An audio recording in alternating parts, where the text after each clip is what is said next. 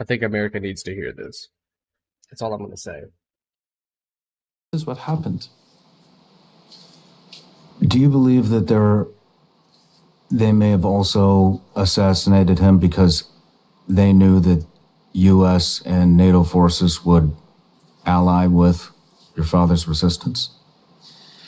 Of course, one thing is that they knew that if, without help, Ahmad Shah Massoud cannot be defeated, imagine with help. This was another thing that they knew. First thing they had to do was to get rid of Ahmad Shah Massoud. Otherwise, Ahmad Shah Massoud, with empty hands, he can manage to do it. Not only to withstand that slowly, I remember at the latest years of first resistance against the Taliban, my father was actually training and preparing police officers. And that is not for attack, it is for capturing cities, and this is for maintaining order. So my father was preparing to regain the rest of the country and to establish order. And he knew, my father, and many of his interview, he indicates and he states that now the Taliban will never be able to achieve military success, no more. From now on, they will be on the losing side. But they came up with the assassination plan. And it was the first suicide attack in the history of Afghanistan. Wow. Yes, it never happened before that. That's why it was something that we never been prepared with, because we never knew such heinous attack can happen. We never had experience of it. Listen to what he says next. It'll blow your mind. Came to my attention before this interview that your father actually warned of imminent attacks on U.S. soil. Yes. Prior to his assassination, which, to my understanding, fell on deaf ears. Is Yes, that correct? Absolutely, yeah. Now you're here, 20-something years later, Same deaf ears. warning America that there's another coming attack. Is that falling on deaf ears as well? Unfortunately, yes. It's like history repeats itself. And we all know where Ayman al-Zawahiri was hiding. And we all know what Saif al-Ad, the leader of Al-Qaeda, has been called his fellow friends and colleagues to come, which he said, he clearly indicated, and he said, all of you come to Afghanistan. Now Afghanistan is a safe haven for us.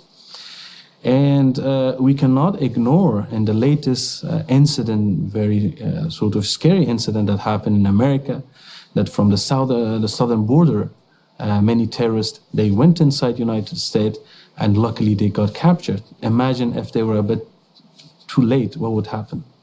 Well, my concern is it's only 8 has been captured. Do you have any estimation on how many may have already entered the U.S. and continue? Listen up, because you're all going to want to pay attention to this. Pre-9/11, the U.S. was given several warnings by a man named Ahmad Massod, leader, commander of the Afghan National Resistance Front. Those warnings stated that there was an imminent terrorist attack that was going to happen on U.S. soil. And his warnings were completely ignored by the administration at the time. And we all know how that ended. It ended with the World Trade Center falling to the ground, killing thousands and thousands of Americans, putting us in a 20-plus year war. Now, Massod was assassinated 2 days before 9/11. And he's survived by his son, also Ahmad Massod, who's following in a parallel pattern of his father's footsteps, also now the leader of the Afghan National Resistance Front. And Massod is once again warning the United States that there is an imminent threat for a terrorist attack to take place once again right here on U.S. soil. And once again, his warnings are falling on deaf ears and being completely ignored. In fact, is DC tries to cover up the way the Afghan withdrawal happened. They've blacklisted him from coming to the U.S. And so SRS has taken action. We've created a petition. The link is below in the description.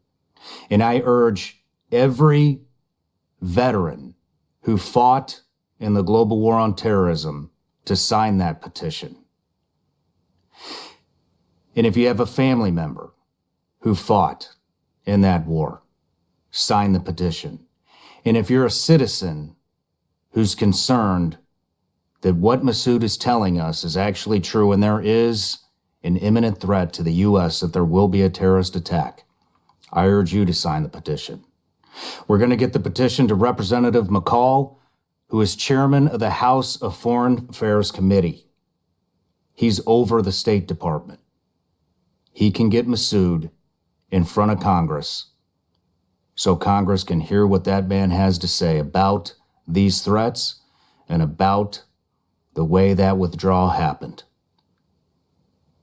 Trust me, this is in all of our best interest. Sign the petition. Links in the description.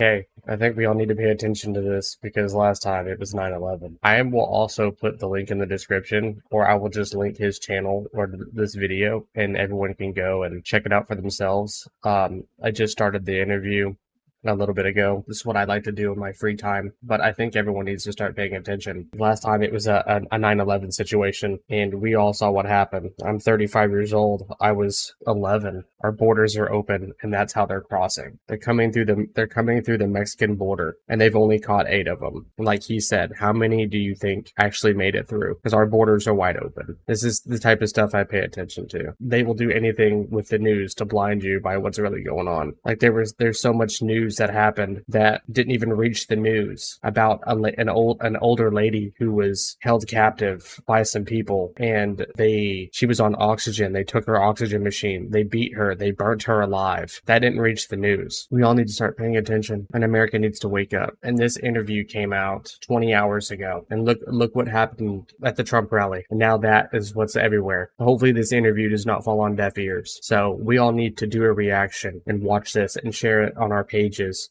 so this can get around. And everyone needs to sign that petition to get that Ahmad Massod in front of Congress, so he could tell them that another attack is coming, because it happened last time and they assassinated his father 2 days before 9/11. And then we saw what happened. And now he's telling us again, he's trying to tell us again that another one is coming. And it's, once again, the United States is not listening, or our government's not listening. So we need to get this man over here so he could say what he needs to say. That's all I have to say. I have nothing more to say. It's just, I'm going to end it by saying one thing, and that's all. And then I'm going to just end the video. I'm not going to do like a happy, like, see you later type thing like I usually do.